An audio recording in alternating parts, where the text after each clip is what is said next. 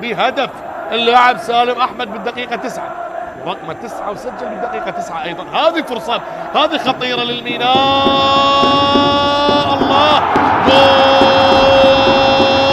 جول للسفانه، هدف ثاني للسفانه. حميد علي يسجل ثاني اهداف الميناء.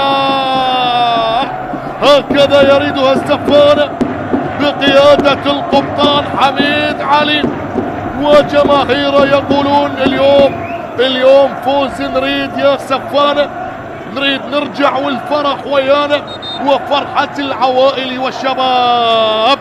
حميد علي يبصم على ثاني أهداف اللقاء هو بالدقيقة 40.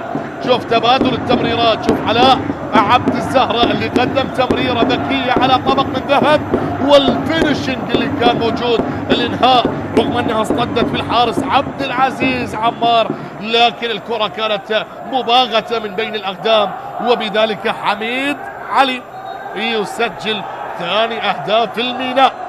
دخول ممتاز، كرة مباغتة صعبة على الحارس، شوف يحتفل على طريقة